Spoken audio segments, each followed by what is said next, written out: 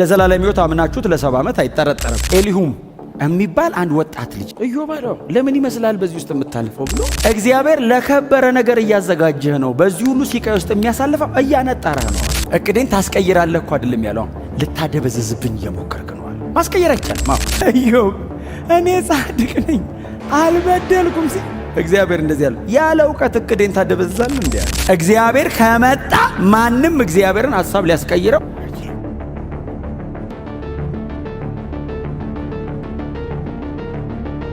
ኢዮብ ያለፈበትን መከራውን ብዬ አሁን ማንም ሰው እዚህ ውስጥ በሆነ ነው የምላችሁ በዚህ መጠን አልፋችኋል ብዬ አልጠይቅም። በጣም ተስፋ አደርጋለሁ እንደዚህ አይነት ነገር ውስጥ በዚህ መጠን ያለፈ ሰው የለም። በጣም የትዕግስት ምሳሌ ነው። እንደ ኢዮብ የተዋረደ በሰው ደረጃ አናቅ። እንደ ኢዮብ ደግሞ የታገሰ አይደል አላየን። ሁሉን ታደርግ ዘንድ ቻይ እንደሆንክ ሐሳብም ይከለከል ዘንድ ከቶ ምን አልኩ አልገባኝም ነው ጭቅጭቁ። አሁንስ አወቅኩ። ሁሉን ታደርግ ዘንድ ቻይ እንደሆንክ ሐሳብ ደግሞ ይከለከል ዘንድ ከቶ እንደማይቻል አውቅ። እግዚአብሔር ሉዓላዊ ነው። ከሰማይ ተጭኖ ይምጣ እንጂ እግዚአብሔር ኢንፍሉዌንስ ሊያረግ ከመጣ አንተ ወደ ላይ ልትሰብረው አትችልም። እግዚአብሔር ከመጣ ማንም እግዚአብሔርን ሐሳብ ሊያስቀይረው እግዚአብሔር በመሰረቱ መጽሐፍ ቅዱሳችን ላይ ሐሳብ ቀይሮም አያውቅም። ያደረገ ከነበረው ነገር ተጸጸተ የሚለውን ሐሳብ ቀየረ አይደለም። ሐሳብ ቀየረ አይደለም። የእግዚአብሔር ሉዓላዊነትና ቅድመ እውቀት ጥያቄ ውስጥ አይገባም። እግዚአብሔር ሁሌ ሉዓላዊ ነው። ከመጀመሪያ መጨረሻ ከጥንት ያልተደረገውን ነው የምናገረው። መጀመሪያ ላይ ቆሚያ መጨረሻው ነው። ጥንት ላይ ሆኜ ገና ያልተደረገውን እናገራለሁ። ምክሬ ትጸናለች፣ ፈቃዴን ሁሉ እፈጽመዋለሁ። እንደሱ ነው ያለው ኢሳይያስ 46:10 ኢዮብ ይሄ ገባኛል። ሁሉን ማድረግ የምትችል አንተ ብቻ እንደሆንክ እግዚአብሔር ኢዮብን ያለውን ኢዮብ ጻፈው። አንተ ያለ ዕውቀት እቅዴን የሚያደበዝዝ የማን ነው አልከኝ? ኢዮብ እኔ ጻድቅ ነኝ አልበደልኩም ሲል እግዚአብሔር እንደዚህ ያለ ያለ ዕውቀት እቅዴን ታደበዝዛለህ እንዴ? አንተ መጣና ያለ ዕውቀት እቅዴን የሚያደበዝዝ ይሄ ማን ነው?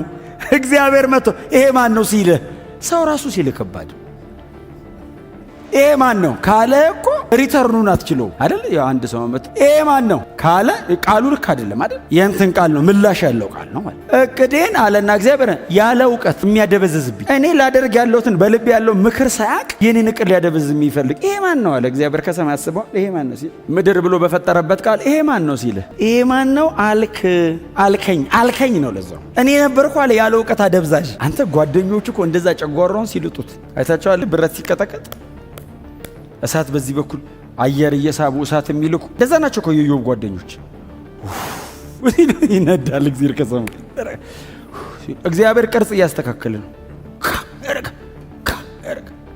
ኢዮብስ ሲል ያለ ዕውቀት ሐሳቤን አንተ እኔን ጀስቲፋይ ልታደርገኝ ነው አሉ። እቅዴን ታስቀይራለህ እኮ አይደለም ያለው፣ ልታደበዘዝብኝ እየሞከርክ ነው አሉ። ማስቀየር አይቻልም።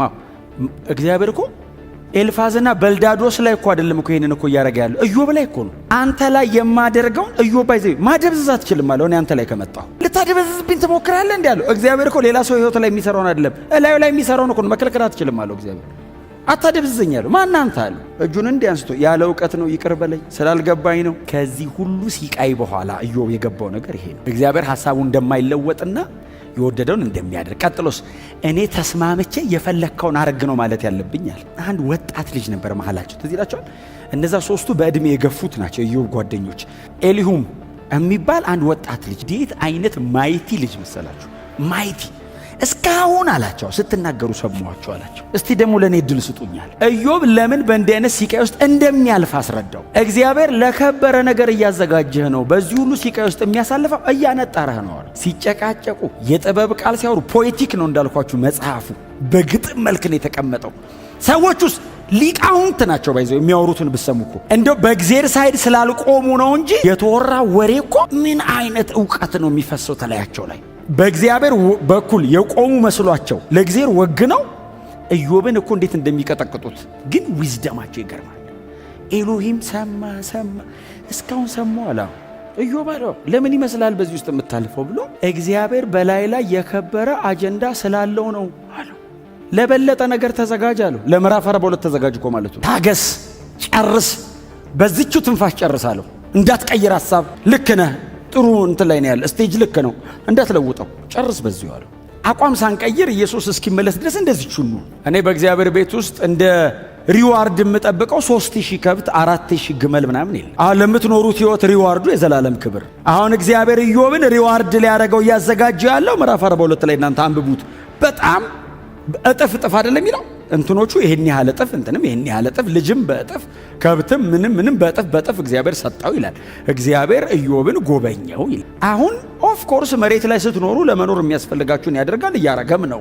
በዚህ እግዚአብሔር አይታማም። ለዘላለም ህይወት አምናችሁት ለ70 ዓመት አይጠረጠርም። ለምታልፉት ህይወት ክብሩ ሰማይ ነው። ለምትጨክኑት ጭካኔ ዛሬ የምትወስኗት በጣም ጥቂት የምትመስሏ ውሳኔ ዘላለማችሁ ላይ ክብር አላት። ማንም ሰው ሳያያችሁ እናንተና እግዚአብሔር ብቻ ክብር ለማግኘትም ለመመስገንም ለመዋረድም ለመሰደብም ሳይሆን እኔና እግዚአብሔር ብቻ በምናልፋት በእያንዳንዷ በጓዳ በስውር ለእግዚአብሔር ብላችሁ የምትወስኗት እያንዳንዷ ውሳኔ ሰማይ ሽልማት አላት።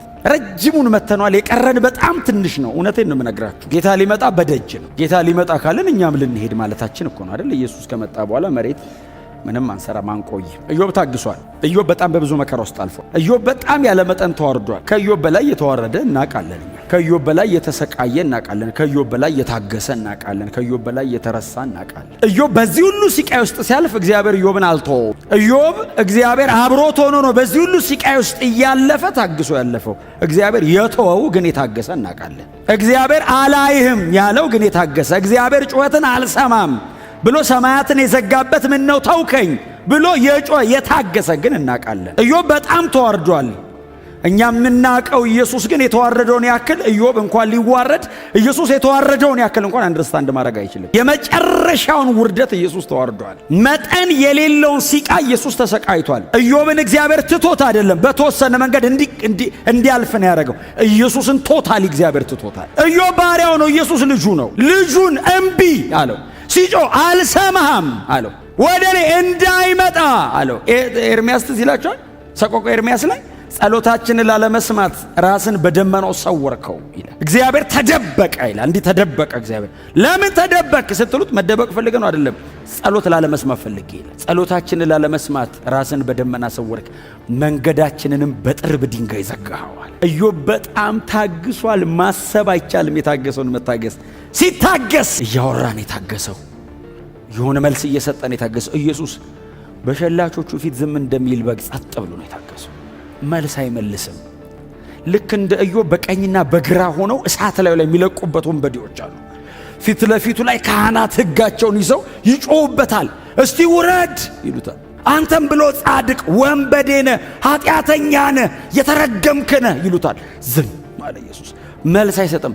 የተረገምኩ አይደለሁም ኃጢአተኛ አይልም። ኢዮብስ ብሏል አይደለም ኢየሱስ አይልም። ኢዮብ ጸጋ ተሰጥቶት እግዚአብሔር አጠገቡ ቆሞ መግባት የተቻለው ኢዮብ ጋር አጥንቱና ስጋው ጋር ነው፣ ነፍሱ ጋር አልተገባም። ኢዮብ የተዋረደው ብዙ ነገር እስከ ማጣት ነው። ኢየሱስ የተዋረደው እስከ መቃብር መውረድ ነው። መረሳት ነበረበት። ኢየሱስ መሞት አይደለም መረሳት ነበረበት። ከምድር በታች 3 ቀን እንዲረሳ አረገው እግዚአብሔር። ማየት አልፈልግም ማለት እግዚአብሔር ኢዮብን እግዚአብሔር ለበለጠ ክብር ለማዘጋጀት ነው በዚህ መከራ ውስጥ ያሳለፈው። ኢየሱስን የሰው ልጆችን ኃጢአት ለመሰረዝና የማይቆጠር ትውልድን በፊቱ ለማቅረብ ነው እግዚአብሔር መስቀል ላይ ኢየሱስን ያሰቃየ። የኢየሱስ ያክል የተሰቃየ፣ የኢየሱስ ያክል የተዋረደ፣ የኢየሱስ ያክል የታገሰ አልነበረም፣ አይኖርምም። ብቸኛ ነው። የእምነታችን ራስና ፈጻሚውን እርሱን ተመልክተን አሜን ነው ከፊታችን ያለውን ሩጫ በትዕግስት እንሩጥ። እርሱ ነውርን ንቆ ከፊቱ ስላለው ደስታ በመስቀል ታግሶ በሰማያት በግርማው ቀኝ ተቀምጧል። ክብር ለኢየሱስ ይሁን። ኢየሱስ ታገሰ። ኢየሱስ በመከራ ውስጥ አለፈ። ስጋና አጥንቱ ተገነጠለ። ነፍሱን ስለ ኃጢአተኞች መስዋዕት አድርጎ አቀረበ።